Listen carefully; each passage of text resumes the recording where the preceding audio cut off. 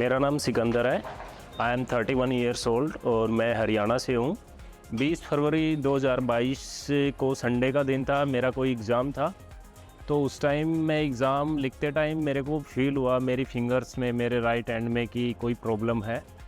उस टाइम मैंने इग्नोर किया 3 घंटे के लिए, क्योंकि एग्ज़ाम था 3 घंटे का। तो उस टाइम मैंने इग्नोर किया और करीब 3 घंटे बाद जब मैं एग्ज़ाम दे के बाहर आया, मैंने फैमिली को बताया कॉल करके कि भाई मेरे जो हाथ हैं उसमें कुछ प्रॉब्लम है।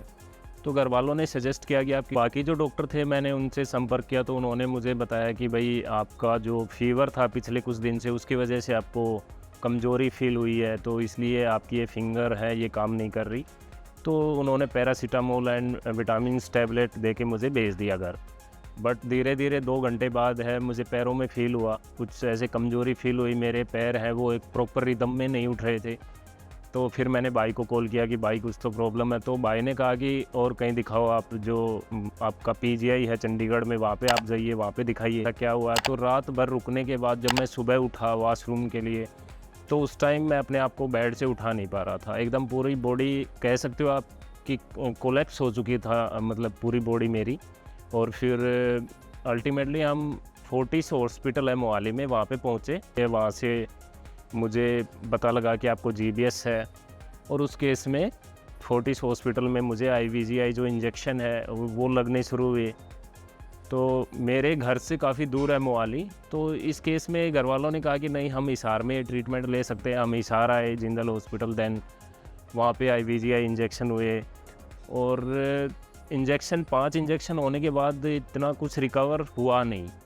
जो मेरी कंडीशन थी वो ख़राब होती जा रही थी, मैं वेंटिलेटर पे आ चुका था। और जो मेरी इंक्लूडिंग मेरी आइज़ की मसल भी पूरी तरह से उसमें इन्वॉल्व हो चुकी थी, यानी कि इस हद तक था कि मेरी आंखें पूरी तरह से बंद नहीं हो रही थी सोते टाइम भी। तो इतनी सीवियर कंडीशन में जीबीएस ने मुझे ऐसे पकड़ लिया था, आप कह सकते हैं। देन डॉक्टर को फिर से हमने कॉल किया, डॉक्टर आए, उन्होंने बोला कि अब तो एक ही चीज़ है, वो है आपकी प्लाज्माफेरेसिस। उसके बाद फाइनली ये हुआ कि 1 अप्रैल को मुझे वहाँ से रिलीज़ कर दिया, मुझे छुट्टी दे दी गई कि भाई अभी आप जाइए और आप बहुत अच्छी फिजियोथेरेपी लीजिए। और 9 दिन बाद मुझे फिर से डॉक्टर को मिलना था।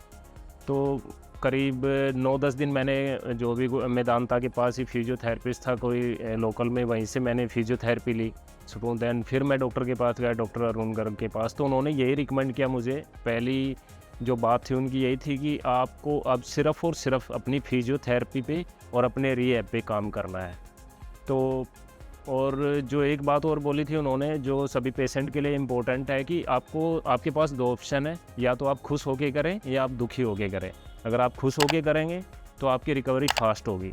तो ये उनकी लाइन थी कि आपको खुश रहना है फिजियोथेरेपी के टाइम में, एकदम हंसते हुए, आपको फील ही नहीं करना पास्ट में क्या हुआ है, और आप फिजियोथेरेपी लीजिए जितनी हो उसके।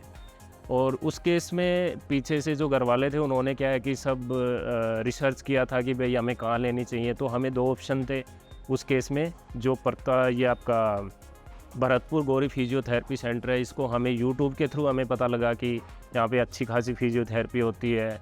देन जो मेरे ब्रदर थे वो यहाँ पे विज़िट किए, यहाँ का सेटअप देखा, यहाँ के चार्जेस के बारे में पता किया, और डॉक्टर जो मनोज सर हैं उनसे बात की।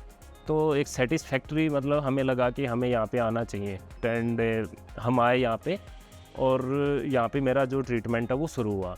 तो शुरू में तो सभी को लगता है पता नहीं क्या होगा, किस तरह का ट्रीटमेंट, किस तरह की फिजियोथेरेपी। लेकिन धीरे धीरे जैसे ही मनोज सर का जो प्रोटोकॉल था वो अच्छा था, मतलब उनको नॉलेज है कि कैसे मसल टोन होती है, क्या मसल को हमें किस तरह से पम्प करना है, कैसे उसमें स्ट्रेंथ लेके आनी है। जो प्रोटोकॉल उन्होंने फॉलो किए वो मुझे भी समझ आ रहे थे। तो अगर एक पेशेंट को ये सब चीज़ें समझ आती हैं तो अच्छी बात होती है, उनका मन करता है करने को। तो जो प्रोटोकॉल फॉलो किए वो बेस्ट थे मेरे हिसाब से। उन्होंने जो भी प्रोसेस फॉलो किया, जो भी प्रोसीजर अडॉप्ट किया, और जो भी मनोज सर की टीम थी वो मतलब अल्टीमेट है, जो भी टीम है उन्होंने हर चीज़ को फॉलो किया। और धीरे धीरे मुझे रिकवरी फील हुई। 1 महीने बाद मैं खुद से चलने लगा, 1-2 स्टेप लिए, वो भी बड़ा अच्छा दिन था मेरे लिए। फिर जो मेरी कोर पे काम हुआ वो भी अच्छा था। फिर मेरी स्ट्रेंथनिंग पे धीरे धीरे हम आए, मेरी मसल स्टोन लेके आए। उसके बाद क्या है कि एकदम फ़ील हुआ, और आज मैं इस कंडीशन में हूँ कि मैं इंडिपेंडेंटली वॉक कर सकता हूँ। कुछ चीज़ें हैं जो अभी नहीं आई हैं, उसके लिए टाइम लगता है, लेकिन बहुत सी चीज़ें हैं जो मैं अब अपनों और लाइक मैं अब खुद फिजियोथेरेपी मैं अपने रूम से लेने यहाँ जाता हूँ अकेला। तो अभी बहुत ही अच्छी रिकवरी है, बहुत कम टाइम में करीब 2.5 महीने में इतनी सब रिकवरी हुई है मेरी। और सबसे बेस्ट पार्ट ये रहा मेरा कि जैसे ही मुझे छुट्टी मिली हॉस्पिटल से तो तुरंत मैं अगोरी फिजियोथेरेपी सेंटर में आया और तुरंत मेरा जो फिजियोथेरेपी है वो शुरू हुई। तो काफ़ी लोगों का जो मैंने देखा है यूट्यूब पे भी कि भाई 1.5 साल 2 साल 3 साल जो भी जीबीएस के पेशेंट हैं उनको एक प्रॉपर एक जगह नहीं मिलती कि वो कहाँ पे फिजियोथेरेपी लें, लोकल में ही उनका ट्रीटमेंट फिजियोथेरेपी चलती रहती है। तो आप थोड़ा सा इस चीज़ के बारे में अवेयर रहें, आप प्रॉपर फिजियोथेरेपी लें, जो भी आपके लिए अफोर्डेबल है वहाँ जाएं। और फिजियोथेरेपी मस्ट है, अगर मेरा मानना है जीबीएस के केस में, और आपको एक अच्छे लेवल पे फिजियोथेरेपी और आपको रिहैब लेना पड़ेगा।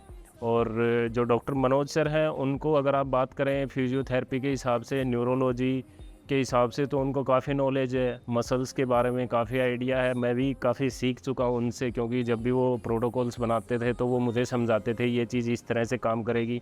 तो ये मेरे लिए एक लर्निंग फेज़ भी था। तो कुल मिला के अगर मैं कहूँ यहाँ के मुझे काफ़ी चीज़ें मिली हैं, काफ़ी मतलब मैं अपने आप को रिकवर, और आज मैं काफ़ी खुश हूँ कि अब मैं अपने आप इंडिपेंडेंट वॉक कर सकता हूँ, खाना खा सकता हूँ, वॉशरूम जो भी मेरी डेली एक्टिविटीज़ हैं उनको मैं अपने इंडिपेंडेंटली कर लेता हूँ।